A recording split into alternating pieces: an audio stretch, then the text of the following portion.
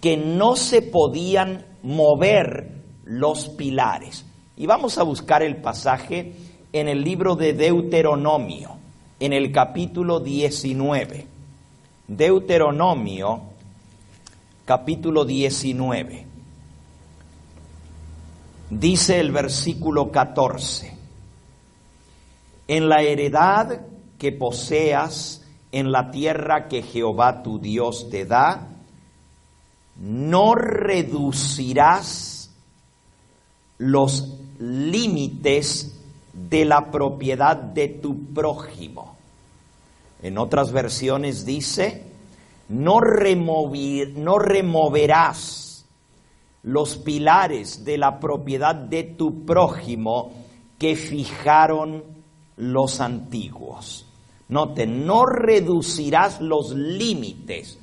O en la versión antigua decía, no removerás los pilares, los límites de la propiedad que fijaron los antiguos.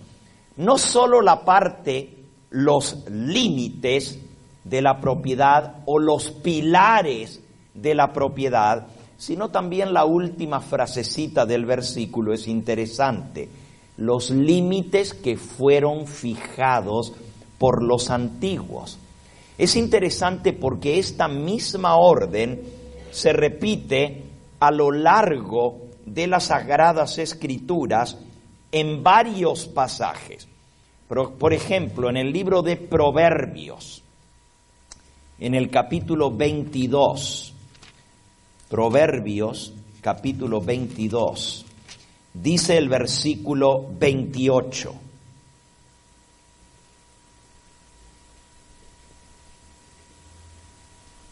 No traspases los linderos antiguos que pusieron tus padres. No traspases los linderos puestos por los antiguos. Otro versículo, Job 24. Job 24, versículo 2 repite esta misma idea.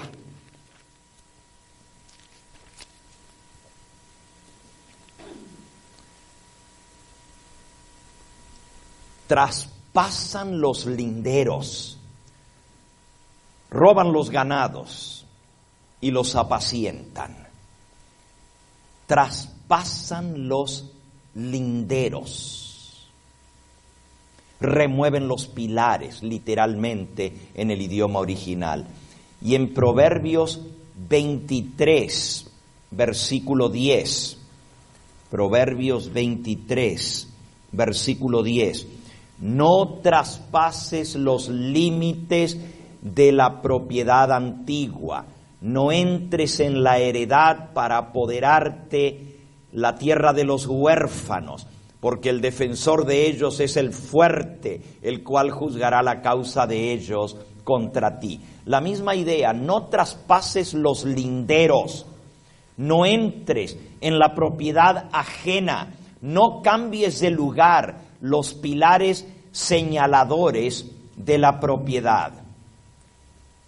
Hablando acerca de aquellos que cometían fraude, decía, traspasan los linderos. Era muy importante esa marca, la señal, el lindero, el pilar para los antiguos. Tanto así que Dios pronunció una maldición sobre aquel que se atrevía a cambiar o a remover los pilares puestos por los antiguos.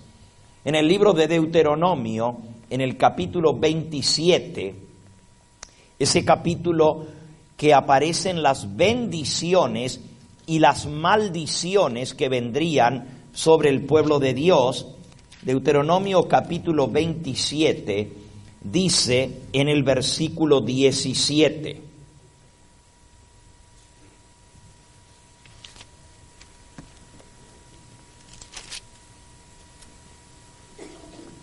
maldito el que removiere el pilar de su prójimo. Y dirá todo el pueblo, ¿qué? Amén. Maldito, hay una maldición, el que removiere o el que redujere el límite de su prójimo. Justamente es de esa práctica antigua de la época del tiempo de Israel y de antaño, de colocar un pilar para marcar los límites de la propiedad, que viene lo que en nuestros días le llamamos los pilares o los hitos. El término pilares, hitos, fundamentos, se refiere justamente a esta práctica de marcar, de delinear los límites de la propiedad. Y la mensajera del Señor, Elena de White, muy a menudo usa el término los pilares o los hitos o los fundamentos de nuestra fe. Ella le llama los hitos del adventismo, los grandes hitos marcadores. Encontré más de 60 citas donde el espíritu de profecía hace referencia a los grandes pilares establecidos por los pioneros.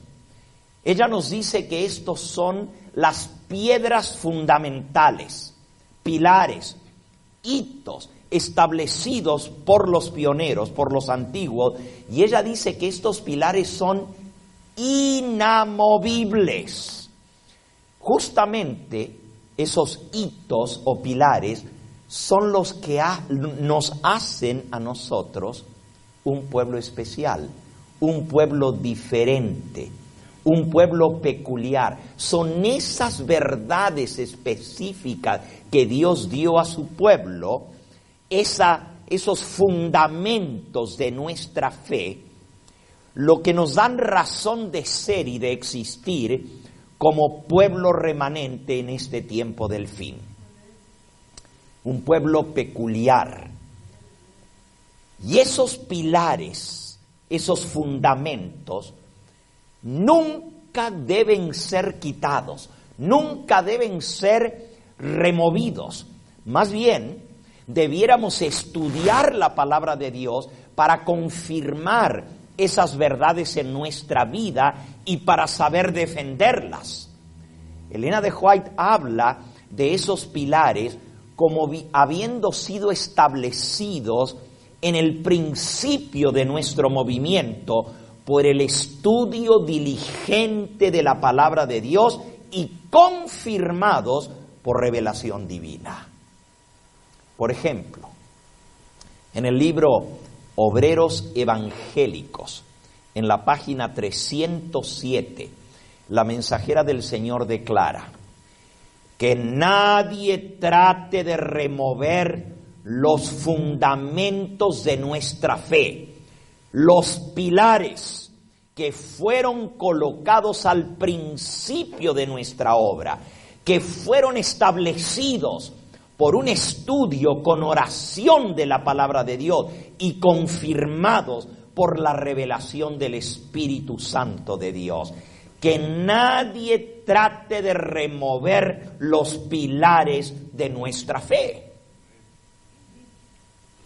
En el libro Testimonios para los Ministros, en la página 107, hay una cita que algunos han interpretado erróneamente. Allí la mensajera del Señor dice: si los pilares de nuestra fe no pueden soportar el escrutinio de la investigación, entonces es tiempo que lo sepamos. Si los pilares de nuestra fe no pueden soportar el escrutinio de una investigación a fondo, es hora que lo sepamos. Y entonces algunos, basándose en esa cita, dicen, bueno, quizás los pilares de nuestra fe no estén tan firmemente establecidos, no estén tan bien fundamentados. Puede ser que haya error en el fundamento del movimiento adventista, a lo menos en parte. Sin embargo, esta cita que nos dice la mensajera del Señor está diciendo exactamente todo lo contrario de lo que algunos quieren decir al leerla. Esta cita nos da a entender que si en verdad nuestros pilares no pueden mantenerse firmes por un estudio profundo de la palabra de Dios, ya lo hubiéramos sabido. Ya hubiera quedado demostrado que nuestros pilares no están firmes. Noten que la cita dice, si los pilares de nuestra fe no pueden soportar el escrutinio de la investigación, entonces ya lo supiéramos.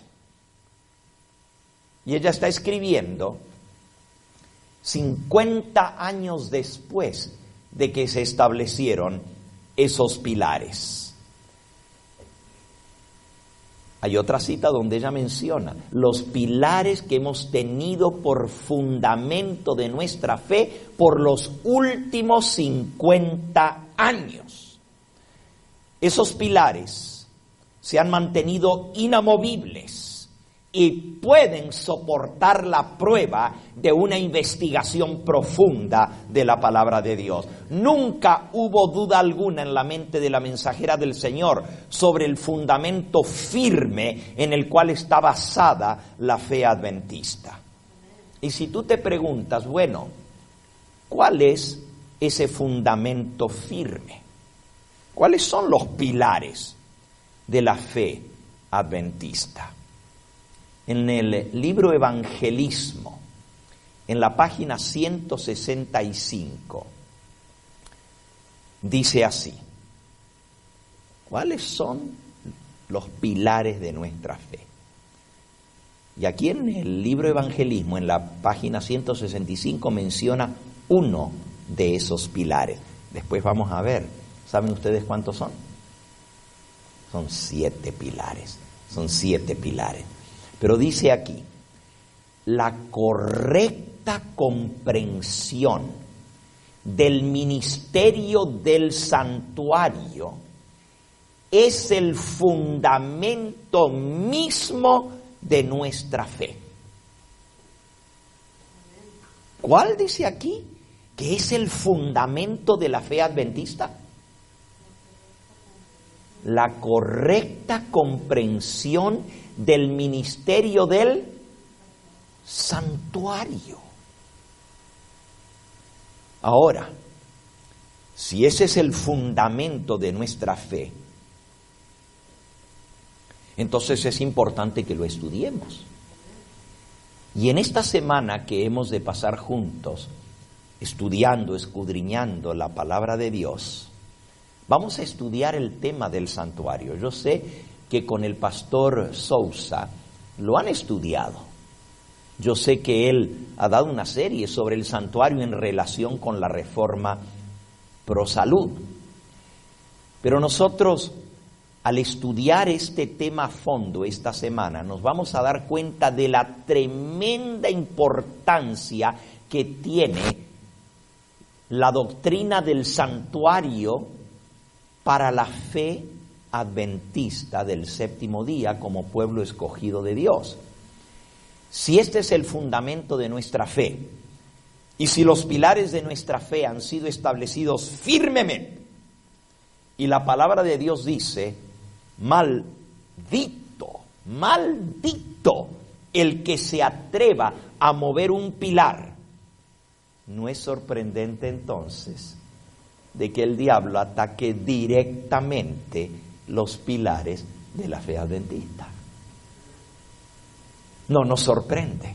Es más, la mensajera del Señor vio en una visión sorprendente, una de las más conocidas de las visiones que ella tuvo, que se encuentra registrada en el libro Primeros Escritos. Primeros Escritos, fueron los primeros escritos que ella escribió para el pueblo de Dios, las primeras visiones que Dios le dio. Y en la página 259 y 260 aparece esta visión que se titula Una firme plataforma para nuestra fe. Y en esta visión, el Señor le mostró que la plataforma sobre la cual está establecida la fe adventista es una plataforma firme. Por eso se titula Una firme plataforma de nuestra fe. Dice ella: vi que una compañía se mantenía de pie, bien guardada y firme, negando su apoyo a aquellos que querían trastornar la fe establecida del cuerpo. ¿Quién es el cuerpo? La iglesia. Pero ella vio una pequeña compañía que se mantenía firme y bien unida, negando su apoyo a aquellos que querían trastornar la fe del pueblo adventista, del cuerpo. Así que ya estaba profetizado que algunos se iban a levantar para trastornar la fe del pueblo adventista, pero ella vio una pequeña compañía que se mantenía bien firme defendiendo esos pilares. Dice, Dios miraba con aprobación a esa pequeña compañía. Me fueron mostrados 3 escalones: el mensaje del primer ángel, el segundo y el del tercero. Dijo mi ángel acompañante. Y por cierto, ella habla mucho de su ángel acompañante.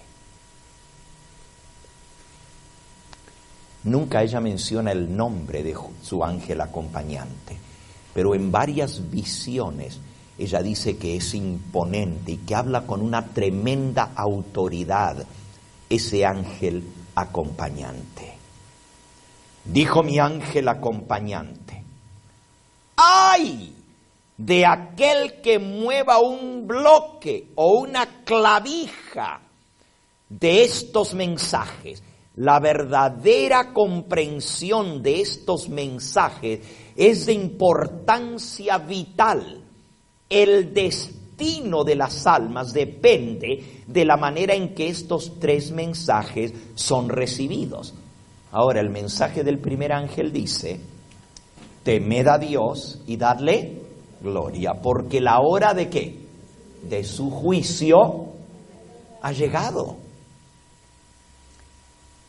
¿Y cómo nosotros sabemos la hora del juicio de Dios? ¿De dónde sacamos esa información de que ha llegado la hora del juicio de Dios? Es la profecía de los 2300 tardes y mañanas, y el santuario será ¿qué? Purificado. Parte vital del mensaje de los 3 ángeles es la correcta comprensión del santuario celestial y la purificación del santuario. Esto fue lo que hizo entender al pueblo adventista por qué vino el chasco. Porque el movimiento adventista pasó por un terrible chasco. Se había anunciado que Cristo iba a venir en la fecha establecida por la profecía, y Cristo no vino. Y eso fue un terrible chasco. Y muchos dijeron, no, pues la Biblia no es cierto. Otros decían, no, se equivocaron en los cómputos. Pero la correcta comprensión de lo que es el santuario y la purificación del santuario fue la que dio el fundamento para la iglesia adventista. Estos pilares, y este es el primero de los 7 pilares, son tan esenciales para nuestra fe que se nos amonesta en el libro El conflicto de los siglos que es imposible estimar el terrible resultado que vendría a la iglesia adventista si se removiese tan solo uno de esos pilares de la fe adventista. Y son 7. Pero dice que sería desastroso para el pueblo adventista si se cambiara, si se corriera un solo, si se le quitara un clavo, una clavija a esa plataforma firme de la fe. Ya vimos que uno de esos pilares es la correcta comprensión del santuario, el santuario celestial. ¿Cuáles son los otros 6 pilares? Después de una famosa reunión del Congreso de la Asociación General que se realizó en la ciudad de Minneapolis, estado de Minnesota, en 1888, sobre el tema de la justificación por la fe, hubo muchos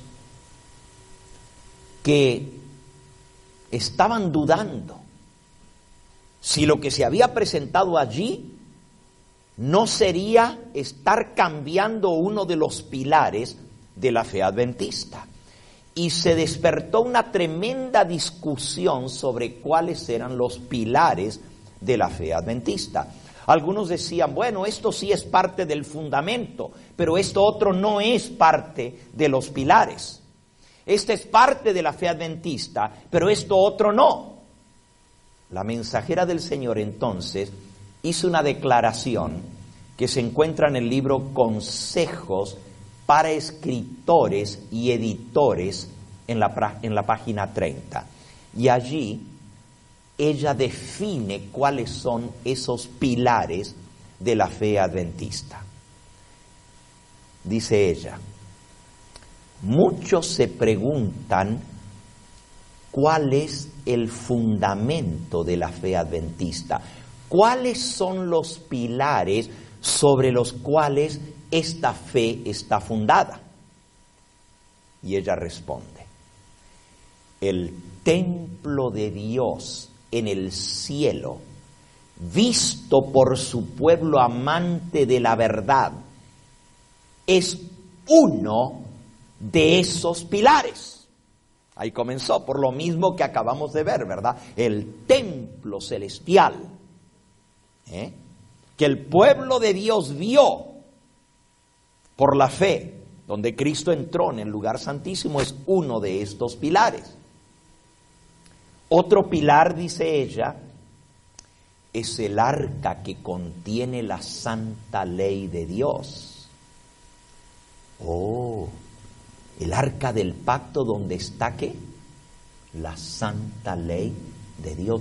Díganme, ¿es pilar de la fe adventista la santa ley de Dios? Claro que es uno de nuestros pilares.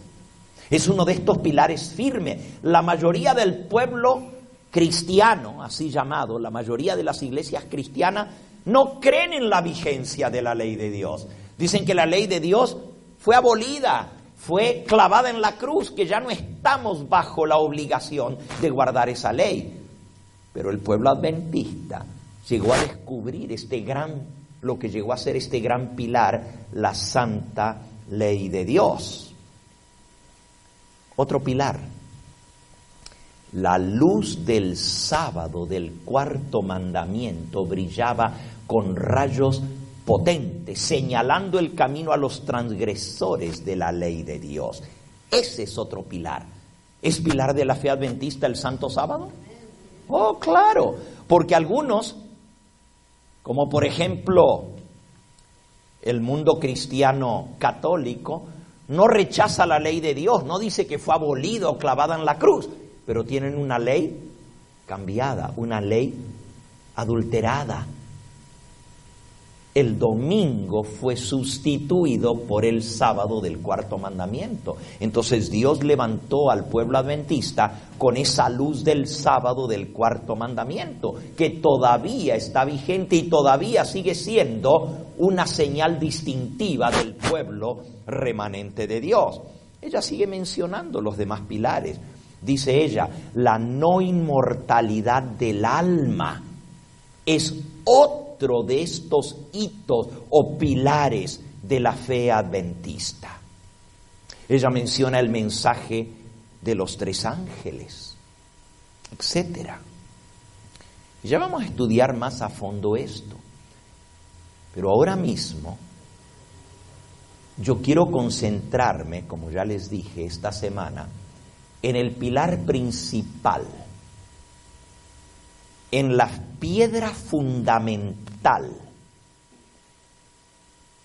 Podríamos llamarle el cornerstone, o sea, la piedra del ángulo.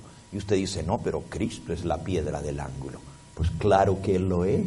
Y el ministerio de Cristo en el santuario celestial es justamente ese pilar, porque nos dice qué está haciendo Cristo en este momento en favor de su pueblo. Y Él es el centro del mensaje del santuario. De Él es quien nos enseña el santuario. Así que Cristo es la piedra fundamental del pueblo adventista y la obra que Él está realizando en el santuario celestial. El templo de Dios en el cielo. Ella declaró que es el fundamento mismo de la fe adventista. Miren, aquí en el libro, creo que lo tengo, aquí está, lo tengo abierto. Dice así, en el libro Evangelismo, bajo el título La verdad acerca del santuario, dice la mensajera del Señor: la correcta comprensión del ministerio de Cristo en el santuario celestial es el fundamento mismo de nuestra fe. El fundamento mismo de nuestra fe es la comprensión o la correcta comprensión del ministerio de Cristo en el santuario celestial. Entonces, si es el fundamento mismo de nuestra fe, es la base principal, y ya vimos que los otros son la ley de Dios, el sábado,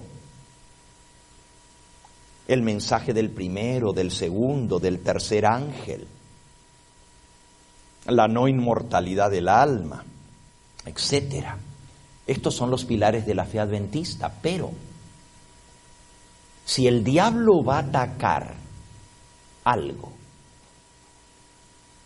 ¿no creen ustedes que lo mejor sería darle un golpe terrible a lo que es la piedra angular? Porque si tú quitas la piedra angular de un edificio, se derrumba todo el edificio.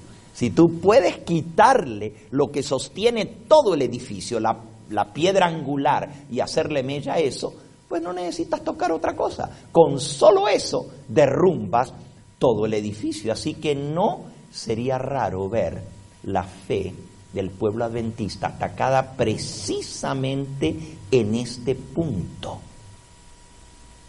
Y exactamente esto es lo que nos dice la mensajera del Señor, que justamente iba a ser la doctrina del santuario la que el diablo iba a atacar especialmente. Escuchen esta cita, en el mismo libro, el Evangelismo, en la página 168. Dice, en el futuro surgirán engaños de toda clase, y necesitamos terreno sólido para nuestros pies. Necesitamos sólidos pilares para el edificio. No ha de quitarse ni un solo ápice de aquello que el Señor ha establecido. Vean que el contexto es mantener firmes los pilares de la fe. El enemigo presentará falsas doctrinas, tales como la doctrina de que no existe un santuario en el cielo. Este es precisamente uno de los puntos en los cuales algunos se apartarán de la fe. ¿Dónde encontraremos seguridad? A menos que sea en las verdades que el Señor nos ha dado durante estos últimos 50 años. Y ahí está hablando, en ese contexto, que el diablo iba a atacar el pilar del santuario. Pero esos pilares fueron firmemente establecidos y debemos defenderlos en esas verdades que fueron reveladas en los últimos 50 años.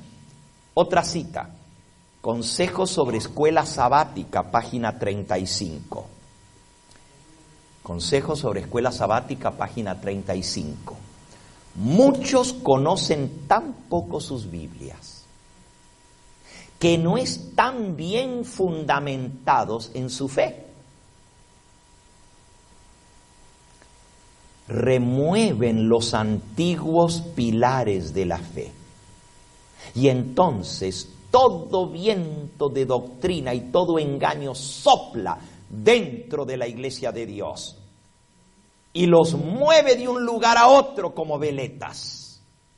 Los que no conocen bien la palabra de Dios, los que no están fundamentados bien en los pilares de la fe, comienzan a enseñar todo tipo de doctrinas y remueven los antiguos pilares de la fe.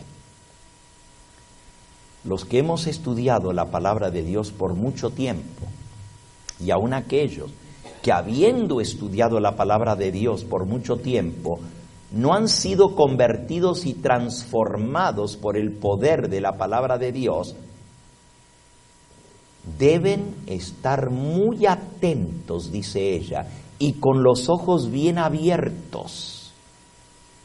Aún los que hemos estudiado la palabra de Dios, debemos estar al resguardo, porque el diablo hará toda cosa posible para mover nuestra fe de los pilares del mensaje de la iglesia adventista. Especialmente va a atacar la doctrina del santuario.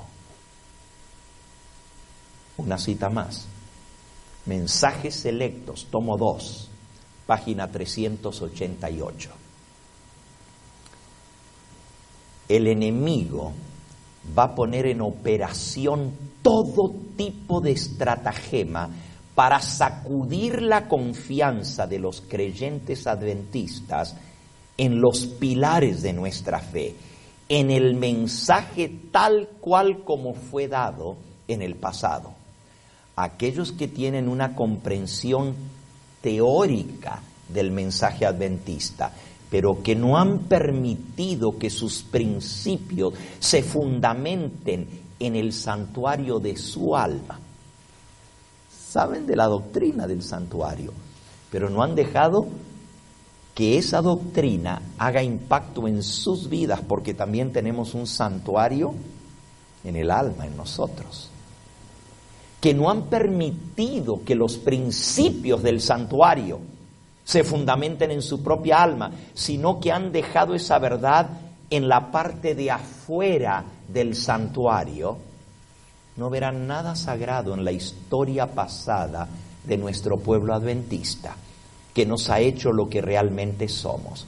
Y dice ella, aún se burlarán del gran chasco o hablarán con vergüenza de él.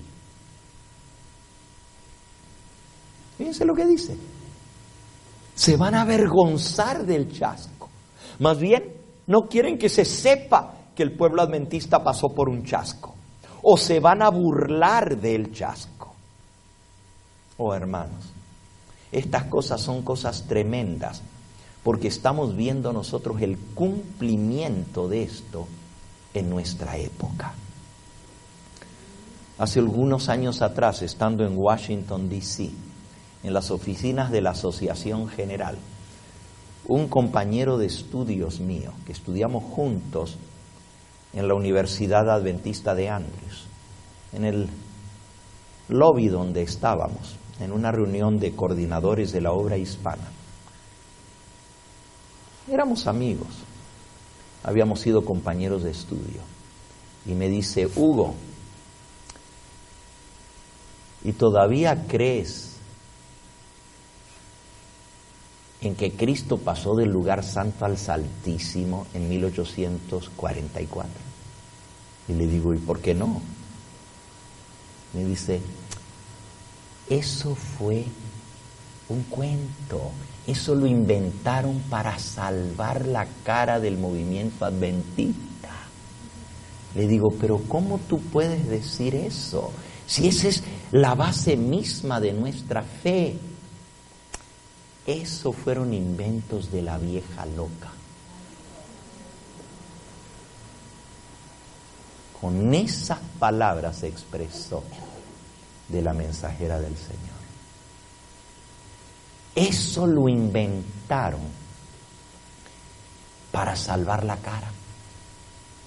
Como Cristo no vino, pues se inventaron de que había pasado del lugar santo al lugar santísimo. Dice, es lo mismo que hicieron los testigos de Jehová cuando dijeron que Cristo iba a venir en 1914. Y como no vino, entonces se inventaron de que sí había venido, pero que había venido en forma invisible y que no lo podíamos ver. Es lo mismo. Los adventistas inventaron eso, pero ya nadie está predicando eso. Me dijo, ¿cómo tú puedes seguir enseñando del santuario? Yo le dije, y casi se me escapa ahora el nombre, ¿verdad? Y no lo digo porque tristemente tengo que decirles que todavía es pastor de la iglesia adventista.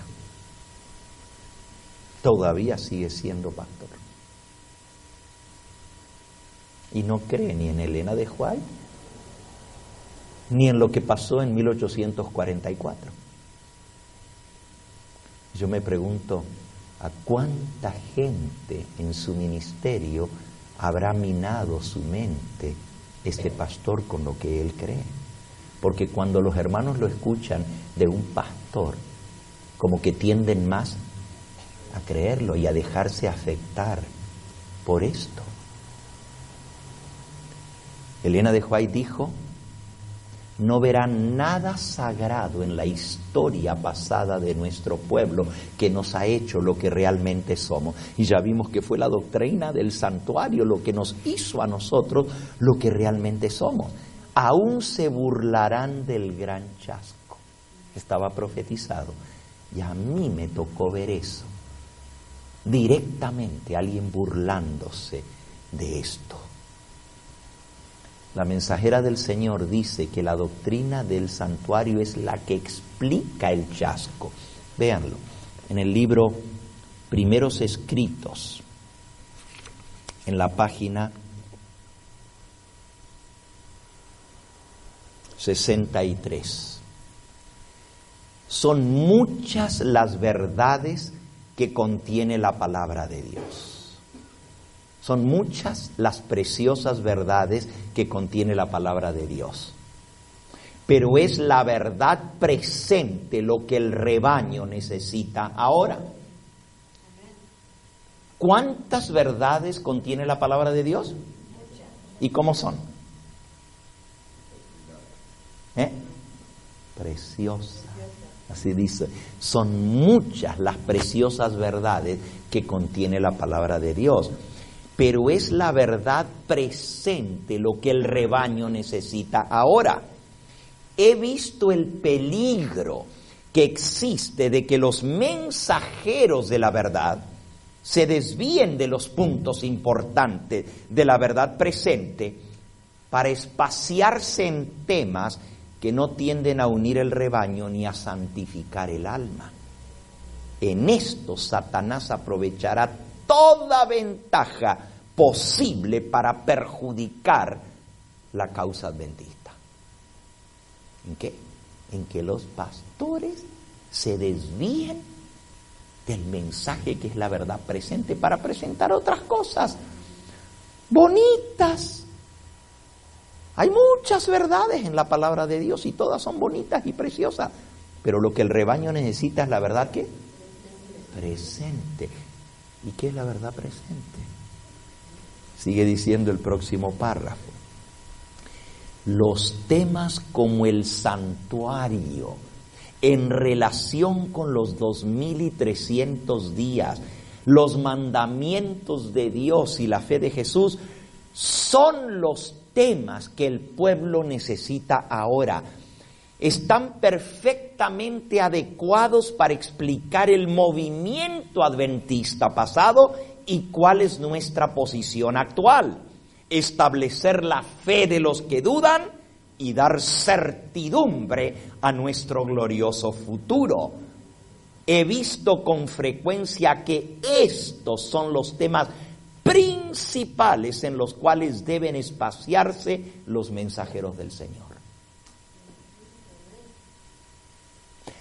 Miren todo lo que hace predicar sobre esto. En primer lugar, explica la historia del movimiento adventista y por qué sucedieron las cosas que sucedieron. Nuestro origen. Segundo, explica cuál es nuestra posición actual. ¿Dónde estamos ahora? ¿Por qué no ha venido Cristo todavía? ¿Qué está pasando? Tercero, establece la fe de los que dudan. ¿No necesitamos eso? Establecer la fe de los que dudan. Algunos dicen, no, eso de los 2300 días está muy complicado, no lo puedo explicar. Ay, no, eso ya nadie lo predica. Si nosotros estudiáramos este tema, se va a fundamentar nuestra fe. Y sigue diciendo aquí, y va a dar certidumbre al glorioso futuro. ¿Tú quieres tener certidumbre y certeza por lo que viene? Pues hay que estudiar estos temas. Ahora entienden por qué escogí, y aún a sabiendas que el pastor Sousa ya había tocado el tema del santuario aquí, yo dije, no, yo me voy a la raíz, yo me voy al fundamento, me voy a la piedra angular. Esta es una iglesia nueva y necesita, por la palabra de Dios, estudiar lo que es el fundamento. Miren, ahora mismo yo estoy usando mucho los libros del Espíritu de Profecía en este tema, porque nosotros como adventistas creemos en la inspiración de Elena de White. Pero ya comenzando de esta noche o esta tarde para adelante y toda esta semana voy a estar explicando el santuario con la Biblia para ver si tenemos fundamento bíblico o no sobre esta doctrina. Y esta semana no es para los adventistas solamente, es para que nosotros invitemos a nuestros interesados, a nuestros conocidos, para que vengan y conozcan una de las verdades más preciosas, y a través del estudio del santuario van a encontrar una gama de verdades que son los pilares de la fe adventista.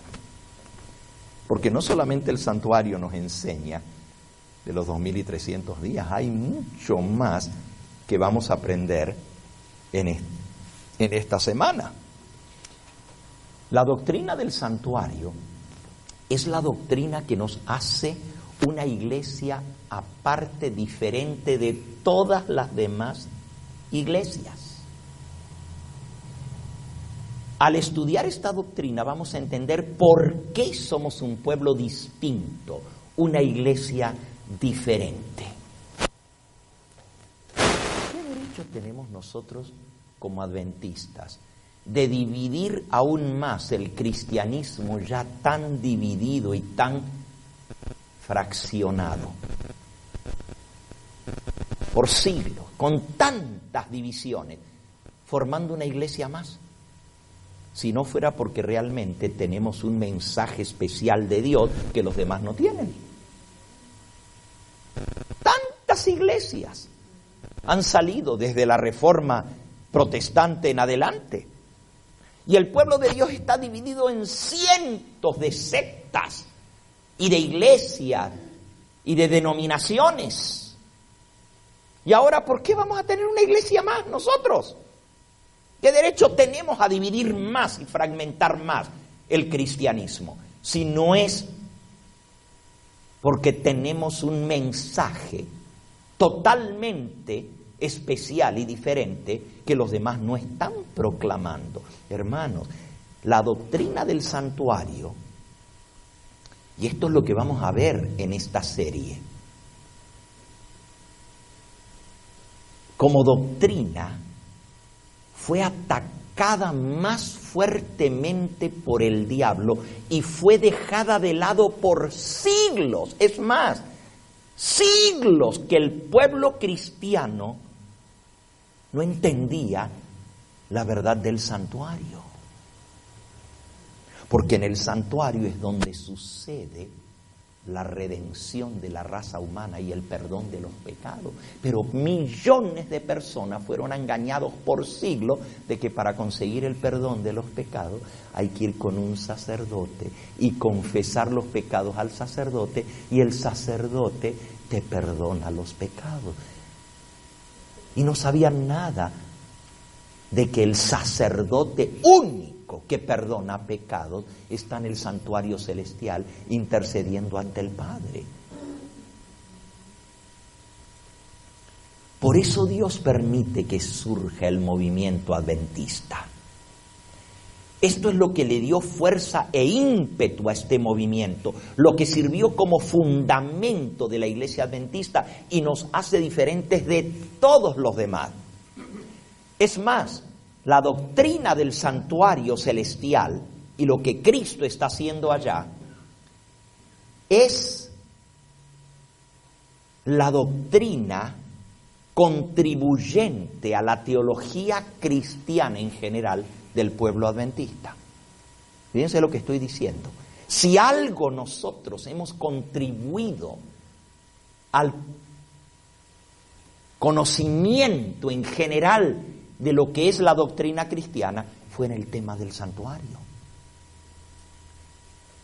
Y me estoy refiriendo ahora a todo el mundo cristiano. Nosotros hicimos una tremenda contribución al conocimiento de lo que es la fe cristiana gracias a esta doctrina. Ninguna otra iglesia, ni católica ni protestante, tiene una doctrina del santuario como parte fundamental de su fe, como lo tiene la iglesia adventista.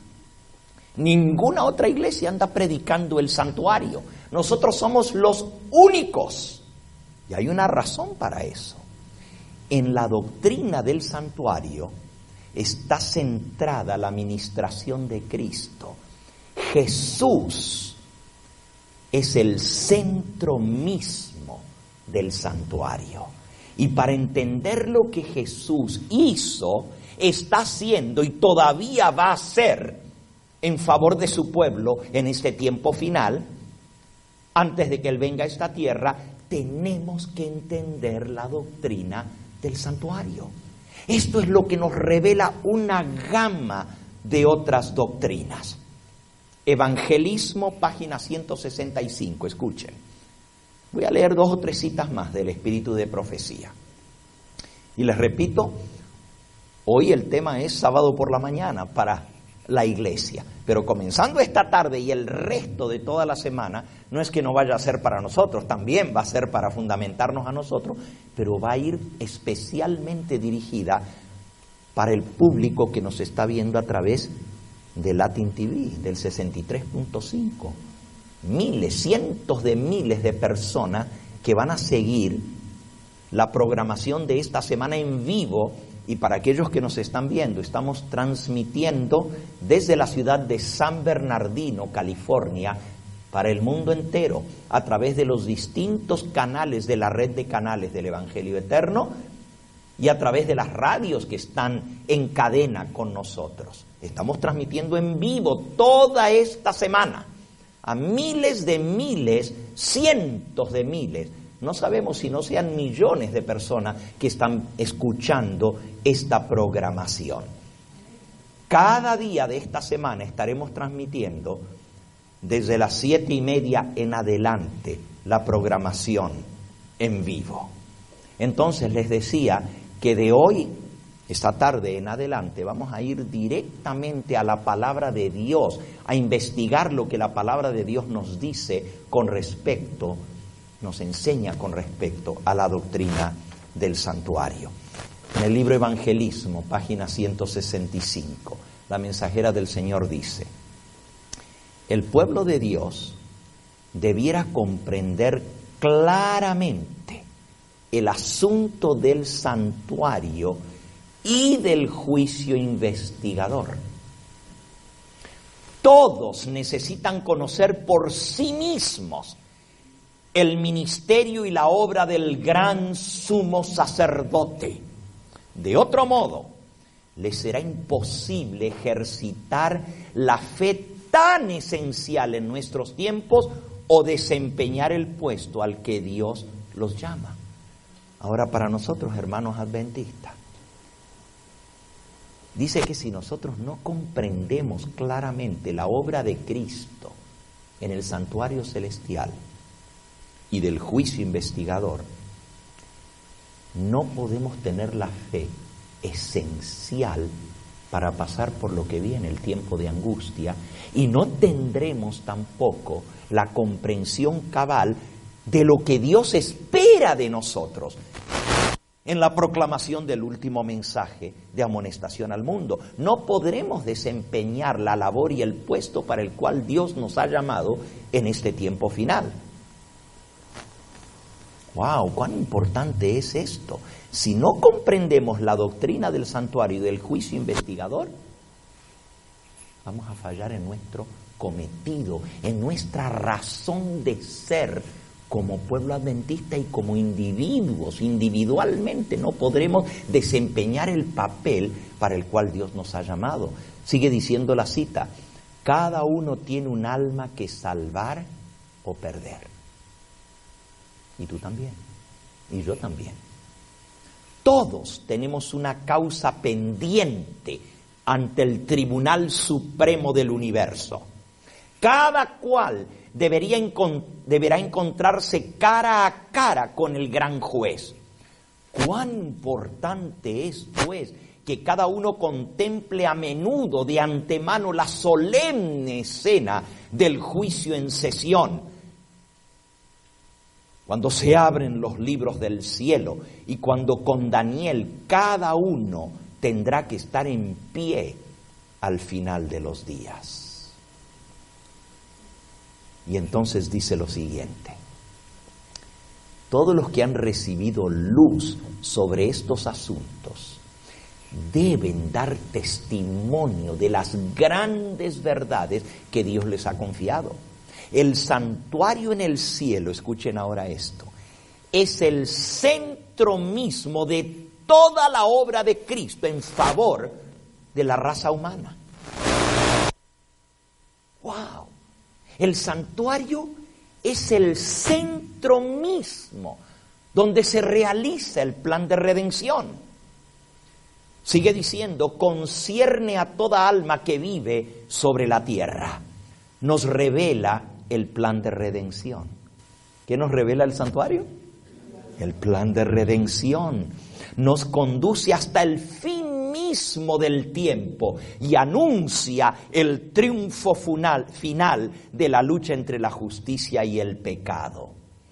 Es de mayor importancia que todos investiguen a fondo estos asuntos y que estén siempre prontos a dar respuesta a todo aquel que les pidiere razón de la esperanza que hay en ellos. Ahora, mi pregunta para ti, hermano adventista, es: si alguien te preguntara, ¿qué es esa doctrina del santuario que ustedes los adventistas enseñan? ¿Podrías tú darle testimonio de la fe que hay en ti? ¿Podrías explicar la doctrina del santuario? ¿En qué consiste? ¿Qué abarca? Aquí dice que es el centro mismo de la obra de la redención para la raza humana. O sea, todo gira en torno al santuario. Nos presenta el plan de redención, dice aquí. El santuario revela todo el plan de redención. Entonces, ¿cómo le podemos hablar a una persona de su salvación si no le hablamos del santuario? Vean cuán importante es esto. Pero no termina allí. Dice que nos revela los acontecimientos futuros el santuario. Y usted dice: ¿pero dónde en el santuario está todo eso?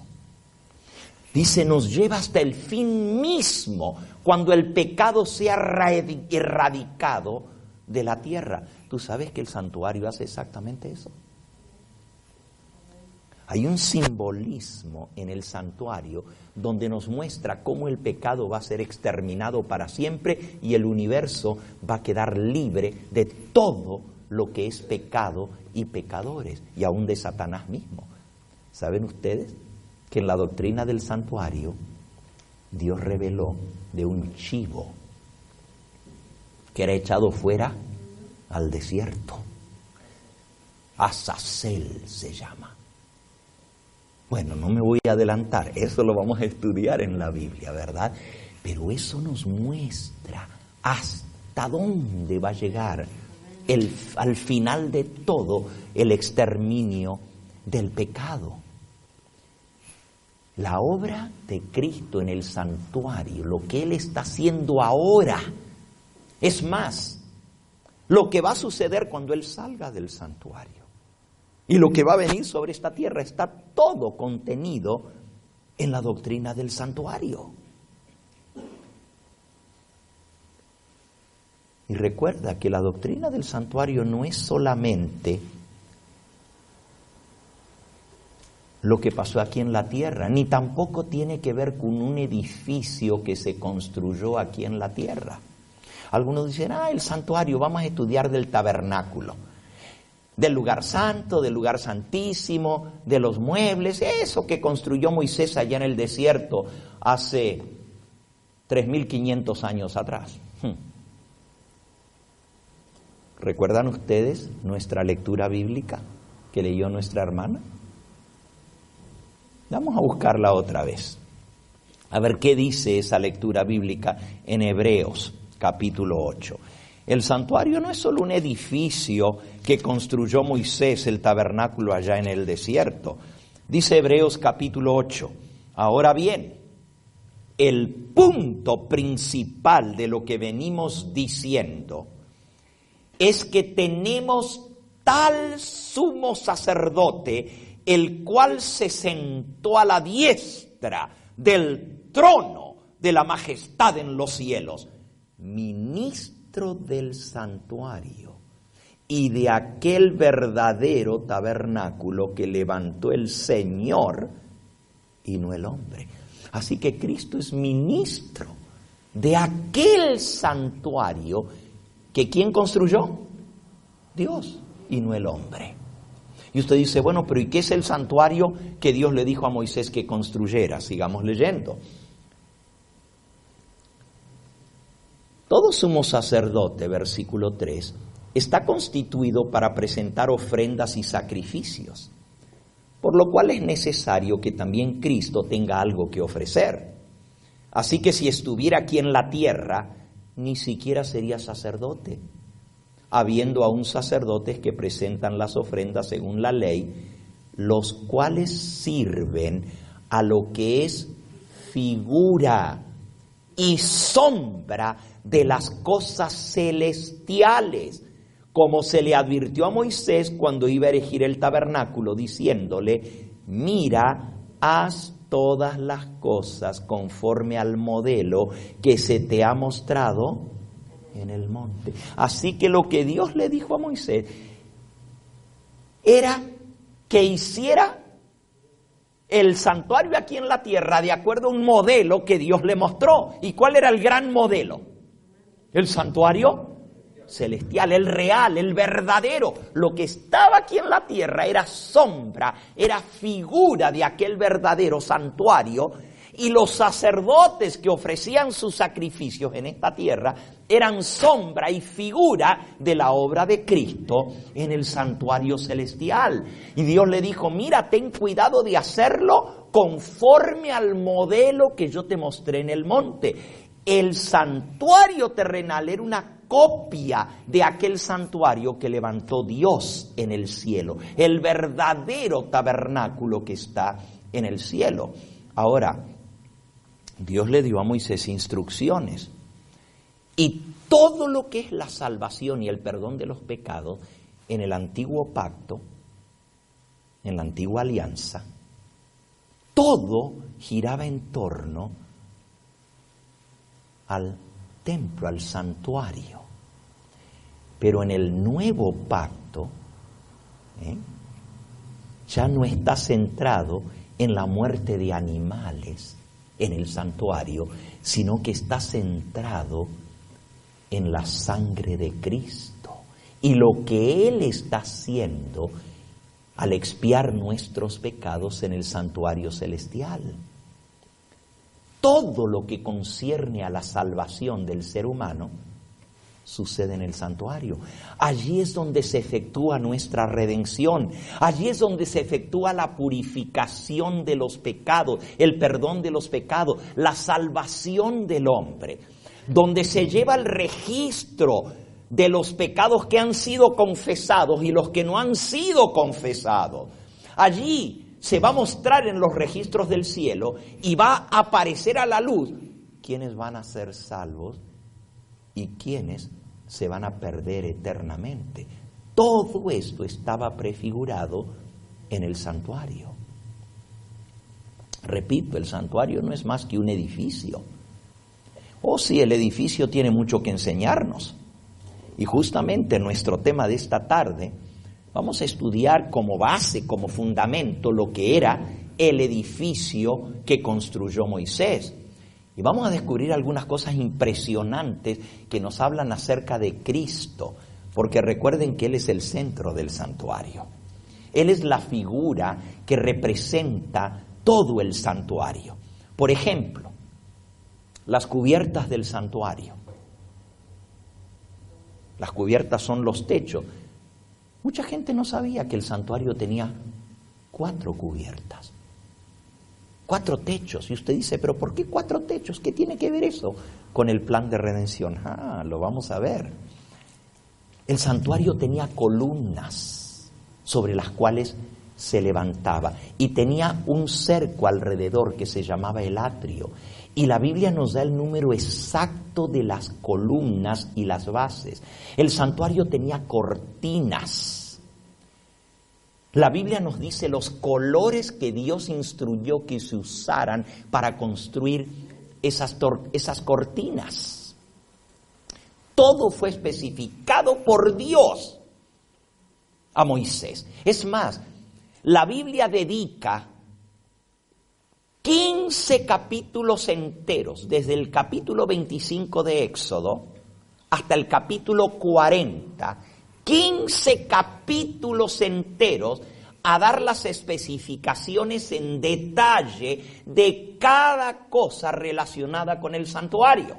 Desde el mobiliario, desde las paredes, desde el techo, desde lo que se hacía en el santuario, hasta el último vaso o tazón que se usaba, todo fue especificado por Dios. ¿Qué importancia tenía el orden en que se ponía el techo en el santuario? Repito, ¿sabías tú que el santuario tenía 4 cubiertas o techos? Y que cada cubierta era diferente a la otra y de un material especial. ¿Sabías tú que las 4 cubiertas del techo representan las 4 fases de la obra de Cristo? Tú dices, ¿4 fases? Sí. La obra de Cristo tiene 4 fases y cada una de esas coberturas del santuario representan una parte de su ministerio que Él ha desarrollado y está desarrollando.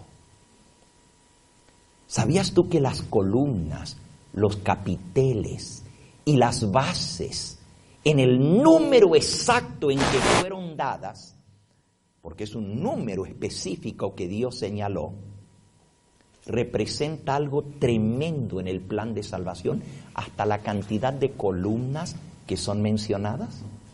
La gente pasa por alto eso, pero ¿ustedes creen que Dios se tomó el trabajo de especificar cada una de esas cosas nomás porque sí? No, tienen un significado en el plan de redención. La puerta del santuario. estaba construida de 4 colores. ¿Por qué esos colores? Cuando el pecador entraba al santuario veía un color y cuando salía veía otro color. ¿Por qué? ¿Qué representan esos colores? Todo esto es lo que vamos a ver esta semana al estudiar el tema del santuario. También el mobiliario en el lugar santo, en el lugar santísimo. En el lugar santo estaba la mesa de los panes de la proposición, el altar de oro y el candelabro de 7 brazos, la menora. Pero en el lugar santísimo había un solo mueble. ¿Y cómo se llamaba? El arca de la alianza, el arca del pacto. Y vamos a ver lo que contenía el arca del pacto, pero también vamos a ver por qué era de madera de acacia recubierta con oro. ¿Qué representa eso? Porque todo eso representaba algo en el ministerio de Cristo y lo que tiene el arca del pacto adentro guardada. Todo eso es muy importante, especialmente para nosotros en este tiempo final. ¿Sabían ustedes que aún la parte de afuera del santuario, porque la gente piensa lugar santo, lugar santísimo, pero se olvidan que la parte de afuera del santuario se llamaba el atrio? Y el atrio contiene ciertos elementos inmobiliarios que Dios mismo dijo que se tenían que poner en la parte de afuera del santuario y que representaba en el plan de salvación lo que Cristo haría en favor del hombre aquí en esta tierra. El ministerio de Cristo terrenal está representado por el atrio. El ministerio de Cristo como mediador en el santuario celestial desde su ascensión hasta 1844 está representado por el lugar santo. Y la obra de Cristo, la que está haciendo ahora, desde 1844, y usted dice, bueno, pastor, usted ha repetido mucho esa fecha, 1844. ¿Qué importancia tiene esa fecha? Oh, hay una gran profecía en el libro de Daniel, en el capítulo 8, que mencionaba y señalaba específicamente esa fecha, como que iba a haber un gran cambio en el ministerio de Cristo, representado como en el santuario terrenal el sacerdote entraba en el lugar santísimo en el gran día de Yom Kippur, el día de expiación. Y eso me lleva a mencionar otra cosa. El santuario tenía un servicio diario, algo que se hacía todos los días en el santuario, pero también tenía servicios anuales que se hacían una sola vez al año. Y había fiestas relacionadas con el santuario. ¿Ustedes saben cuántas fiestas? ¿Cuántas? 7 fiestas. ¿Sabían, por ejemplo, ustedes que hoy, el día de hoy, y me refiero a hoy, 23 de abril, el pueblo judío está celebrando el primer día de los panes sin levadura, que dura 7 días. Y es la segunda fiesta del santuario. Y el día de ayer fue el día de la Pascua. El mundo católico lo celebró hace un mes atrás, en el mes de marzo, y el mundo protestante también.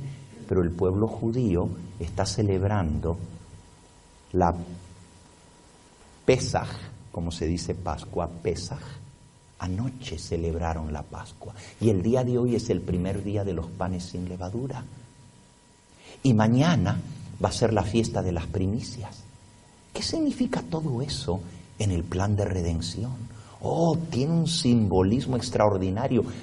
No te pierdas esta tarde porque vamos a entrar ya a ese tema. Va a ser extraordinario lo que vamos a aprender de esas cosas que a veces decimos, ay, pero eso es de los judíos y ellos celebran todo eso y nosotros ya no lo celebramos.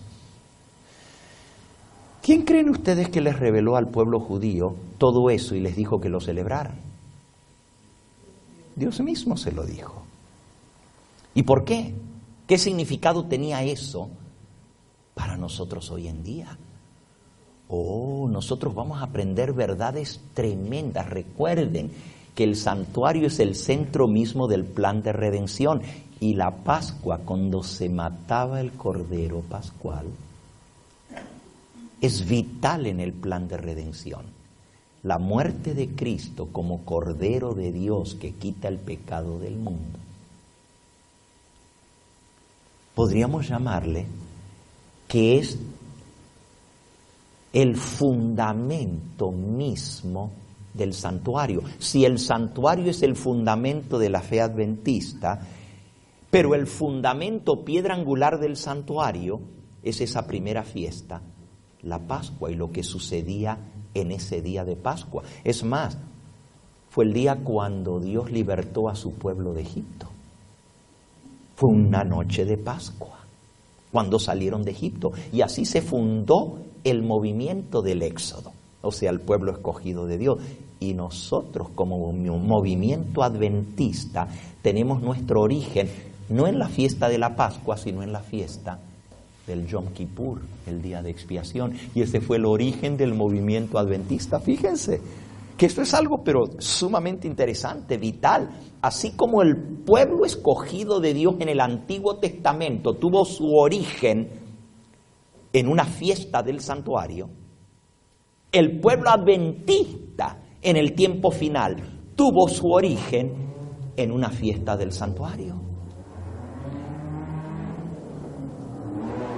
Y es más, la iglesia cristiana se inició con la muerte de Cristo como fundamento. Pero también sabían ustedes, y ahora me estoy adelantando a algunos de los temas que vamos a ver, solamente para mostrarles a ustedes la importancia de lo que vamos a estudiar. ¿Sabían ustedes que la iglesia cristiana comenzó con un gran chasco? No me estoy refiriendo ahora a la iglesia adventista. Hay muchos hoy en día que dicen, no, la iglesia adventista es falsa porque sus premisas son falsas. Hay mucha gente, críticos de la iglesia adventista, que dicen, la iglesia adventista está errada porque comenzó con un error. Y si el fundamento fue un error, entonces todo el edificio está mal hecho. ¿Y cuál fue el error con el cual se inició la iglesia adventista? No. La iglesia adventista se inició como resultado de un chasco. Guillermo Miller, predicador bautista, había profetizado, basado en las Escrituras, según él, de que Cristo iba a venir un 22 de octubre del año 1844. Y cuando Cristo no apareció fue un terrible chasco. Miles de personas que habían creído en su mensaje quedaron chasqueados.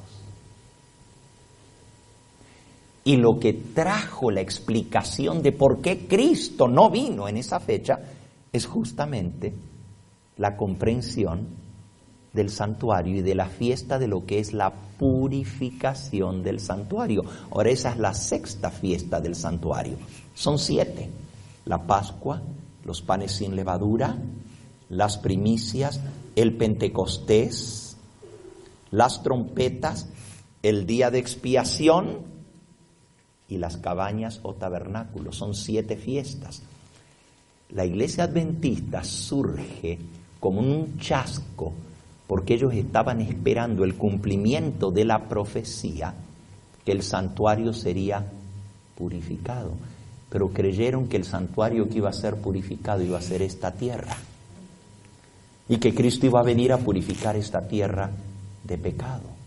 Pero cuando entendieron la verdad del santuario, todo eso se aclaró. Ahora repito, la iglesia cristiana, no ahora la iglesia adventista, sino la iglesia cristiana en sus comienzos, allá en la época de Cristo, también pasó por un terrible chasco. Los discípulos pensaban que Jesús los iba a libertar de los romanos. Y sin embargo, en lugar de libertarlos, lo mataron a él. Y fue un terrible chasco y lo mataron un día de Pascua. Y ellos pensaban que en esa fecha de la Pascua, Cristo iba a ser coronado como rey. Cuando todo el pueblo venía de todas partes, que allí Cristo lo iban a coronar como rey y se iba a proclamar como el Mesías e iba a libertar al pueblo de Israel del yugo de los romanos. Y qué chasco tan terrible, cuando en lugar de coronarlo como rey, lo coronaron con una corona de espina. ¿Y cuándo fue eso? El día de la Pascua, el mismo día en que se mataba el Cordero Pascual. Y ese chasco, la Biblia dice que los apóstoles lloraron y lloraron y lloraron y no podían entender por qué no se había cumplido lo que ellos esperaban, sus expectativas. Y fue la comprensión al estudiar las Escrituras que les llegó a entender de que sí se había cumplido, no como ellos esperaban ni se imaginaban, sino tal cual como la profecía lo señalaba.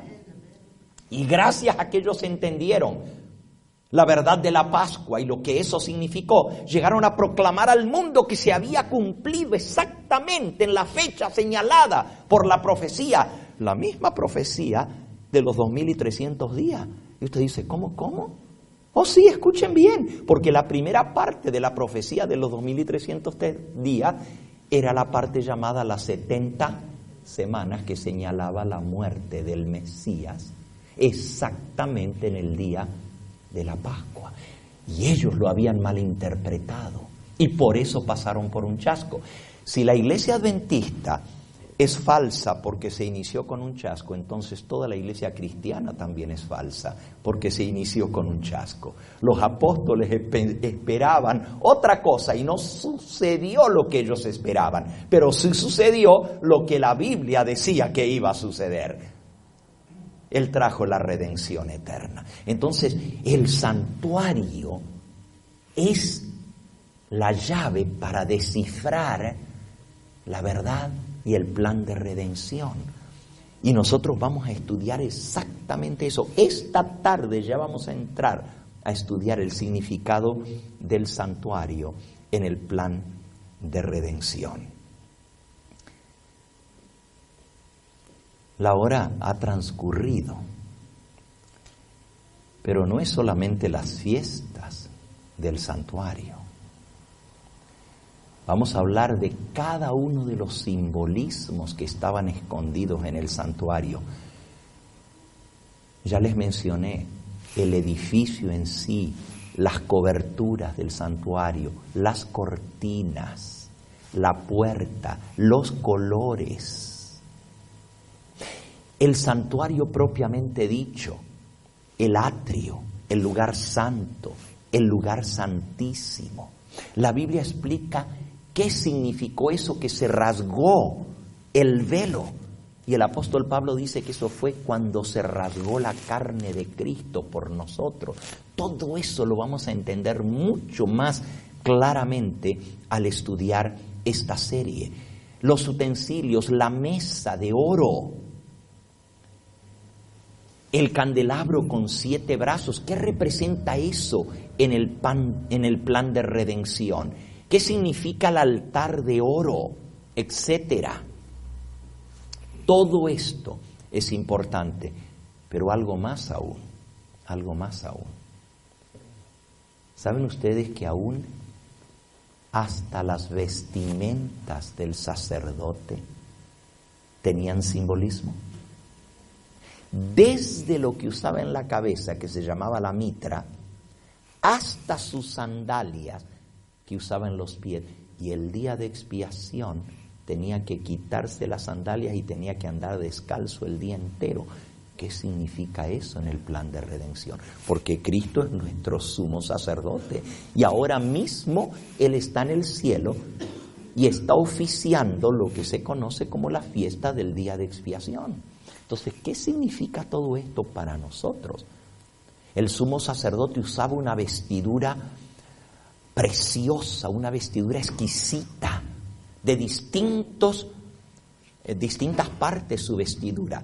Desde el manto, primero usaba un vestido que era blanco, hasta los pies, pero arriba de eso llevaba un manto y luego llevaba un éfod y luego llevaba un pectoral con distintos colores, llevaba piedras preciosas en su pectoral, llevaba unas cadenas que unían el pectoral y lo sostenían, y sobre los hombros llevaba 2 piedras que se llamaban el Urim y el Tumim.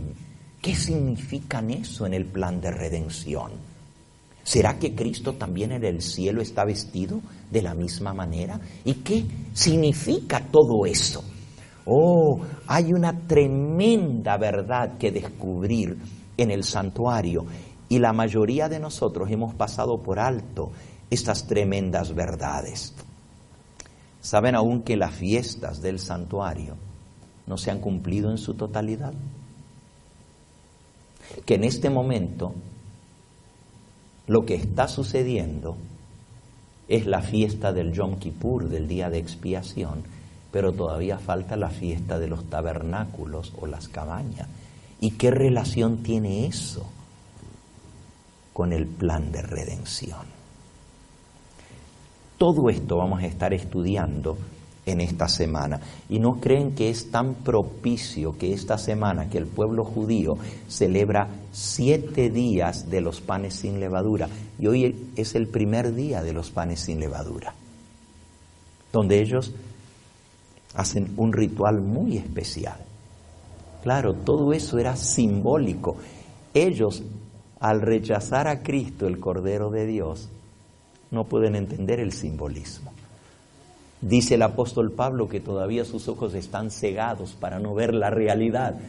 Tienen como un velo, que no comprenden todo eso y siguen con esos rituales que no tienen ya significado, porque ya Cristo, que es nuestro sacerdote, está intercediendo por nosotros.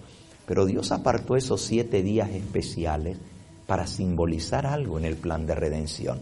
Y estos 7 días, hoy, comenzando el primer día de los panes sin levadura, y por 7 días vamos a estar estudiando el tema del santuario. Yo quiero invitarles a aquellos que nos ven a través de la pantalla, que no se pierdan ninguno de estos temas de esta semana. Y si usted está en las cercanías de San Bernardino, ya sea en el condado de San Bernardino o el condado de Riverside, acérquese hasta aquí para participar juntos con nosotros en estas reuniones toda esta semana especial. Les invitamos. La dirección es muy fácil. En el mismo centro de la ciudad de San Bernardino, en la esquina de la calle Cuarta y la Arrowhead. Cuarta y Arrowhead. Es el edificio que está en la pura esquina, allí está localizada la iglesia. Les hacemos una invitación. Esta tarde vamos a seguir a las 4 de la tarde y luego toda la semana a las 7 de la noche. Pero para ustedes que están aquí, también les invito a que no se pierdan ninguno de estos temas, pero que no vengan solos. Que inviten a alguien, que traigan a alguien. Para eso han sido planificados estos temas, para que nosotros traigamos a nuestros invitados, a nuestras visitas, para que aprendan a apreciar la gran obra que Cristo ha hecho y está haciendo en nuestro favor. Esta semana nos vamos a enamorar de Cristo. Vamos a aprender realmente los detalles de cada una de las facetas de su vida y vamos a ver cómo Él quiere que seamos salvos y cómo le ha hecho toda la provisión necesaria para nuestra salvación. Quiera el Dios del cielo impresionar nuestros corazones para que comprendamos que Él tiene pensamientos buenos para nosotros, pensamientos de paz, pensamientos de salvación, pensamientos de sanidad.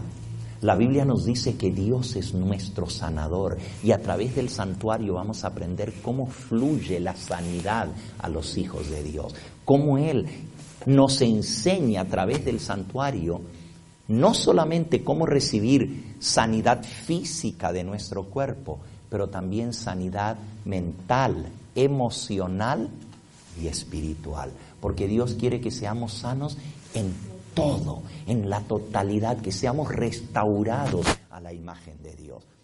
Y a veces Dios permite enfermedades en nuestra vida para que nos acordemos de Él, para que le busquemos a Él, porque si no fuera así, a veces pasamos por alto la importancia que tiene Dios en nuestra vida. Pero cuando tenemos una gran necesidad en nosotros, es cuando nos acordamos de Dios y lo buscamos. Y qué bueno que el Señor ha provisto esta semana para que nos acerquemos a Él y para que aprendamos lo que Él quiere enseñarnos para nuestro bienestar, para nuestra salvación y para nuestra vida eterna. Es maravilloso lo que hemos aprendido hoy. Y hoy solamente fue una introducción. La pura introducción, sí, realmente. Vimos la importancia que tiene este tema. Pero vamos a entrar directamente en tema esta tarde, ¿verdad? Y vamos a ir estudiando punto por punto lo que es el santuario en el plan de redención. ¿Saben cómo le he titulado a esta serie que estamos iniciando hoy en San Bernardino? Se llama El Santuario, el Teatro de Dios. El Teatro de Dios. Porque cada día Dios va a descorrer las cortinas de su gran teatro y nos va a ir mostrando una escena nueva y diferente que va en progreso hasta llegar a un clímax de su gran plan de redención. El santuario, el gran teatro de Dios. Porque con símbolos y figuras, como es un teatro, ¿verdad? Un teatro no es la realidad. El teatro es ficticio. Pero a través de esa explicación entendemos la realidad. El santuario terrenal era una sombra, una figura, no era lo real. Era una copia en miniatura de la realidad. Pero a través del estudio de eso vamos a ver cómo Dios descubre las cortinas y nos deja ver todo lo que Él quiere que aprendamos en el plan de redención. Vamos a pedirle de todo corazón al Señor que Él haga esa obra en nosotros y que nos comprometamos esta semana no solamente a venir cada día, sino también a traer a nuestros invitados para que ellos también puedan ser bendecidos por lo que Dios quiere. Dice el Señor: mis pensamientos para vosotros son pensamientos de bien y no de mal. Yo no quiero la muerte del impío, que se vuelva el impío de su mal camino y que viva. ¿Por qué moriréis? ¿Por qué moriréis, oh casa de Israel? Y el apóstol Pablo añade: esto es bueno y agradable delante de Dios y del Señor Jesucristo, el cual quiere que todos los hombres sean salvos y vengan al conocimiento de la verdad. ¿Qué anhela Dios? La salvación de todos. Pero la triste realidad es que casi siempre muy pocos son salvos, porque son muy pocos los que aceptan el ofrecimiento de salvación de Dios. No seamos nosotros de los duros de corazón, de los rebeldes. Pidámosle al Señor que Él ablande nuestro corazón y que estemos dispuestos no solo a escuchar, sino a internalizar en nosotros lo que hemos de aprender, para que ese plan de redención llegue a ser una realidad en nuestra vida. Vamos a buscar en nuestros himnarios el himno número 394. Si hay algo que resalta en lo que vamos a ver en el santuario, es que había mucha sangre que se derramaba en el santuario. Cantidad de sangre de animales. Miles, millones de animales eran sacrificados año tras año por los pecados de la raza humana. Y todo eso representaba la sangre de Cristo, que una vez fue derramada por nosotros para vida eterna. El himno se llama Comprado con sangre por Cristo. Por Él, comprado con sangre yo soy. Vamos a ponernos en pie y vamos a cantar juntos este himno. Comprado con sangre por Cristo, gozoso al cielo yo voy. Librado por gracia infinita, cual hijo en su casa estoy. Por él comprado con sangre yo soy. Es el 294, yo dije 394, ¿verdad? Ay, me equivoqué, perdón. Es 294, 294, comprado.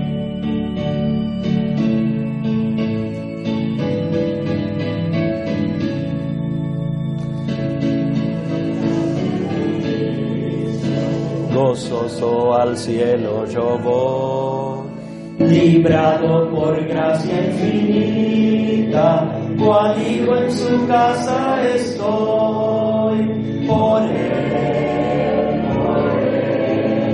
comprado con sangre yo soy. Con él, con Cristo al cielo yo voy. Pena y culpa, su gozo Él me hace sentir. Él llena de gracia mi alma, con Él es tan dulce vivir. Por Él, comprado con sangre yo soy. Con Él, al cielo. Cristo Jesús yo medito en todo momento y lugar, por tantas mercedes de Cristo, su nombre me gozo en loar. Por Él, comprado con sangre yo soy. Con Él, con Cristo al cielo yo voy. Yo sé que me espera corona, la cual a los fieles dará. Me entrego con fe al Maestro, sabiendo que Él me guardará. Por Él, comprado con sangre yo soy. Con Él, con Cristo al cielo yo voy. Alabado sea su nombre. Que esa sangre preciosa de Cristo con la cual fuimos comprados se pueda aplicar a nuestra vida por el ministerio de Cristo. Ustedes saben que la salvación y el perdón de los pecados y la expiación no se hacía solo en el altar donde se mataba el animal. En el altar se degollaba el corderito, pero luego el sacerdote tenía que tomar la sangre y llevarla al santuario y rociarla en el santuario para que se efectuara la expiación y el perdón de los pecados. Y luego salía el sacerdote y le decía al pecador: la sangre ha sido rociada en el santuario frente a la ley de Dios que tú has transgredido. Con esa sangre se ha pagado por tu pecado. Vete y no peques más. Así, el sacrificio de Cristo no es lo único para el perdón de nuestros pecados. Él tiene que presentarse ante el Padre, ante esa ley transgredida, y presentar su sangre por nosotros para que seamos perdonados. Pidámosle al Señor que se haga efectiva esa sangre, porque la Escritura dice que la sangre de Jesucristo, su Hijo, nos limpia de todo pecado. Vamos a ir de rodillas para orar en esta hora.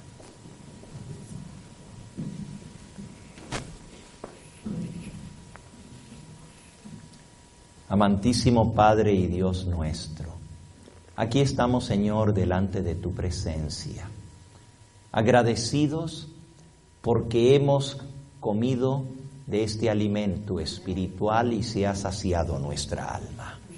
Gracias, Señor, porque hemos bebido de esta bebida espiritual. Y esta bebida ha traído lo que necesitábamos para nuestra alma. Conocemos y entendemos, Señor, de lo grande y maravilloso que es tu plan de redención.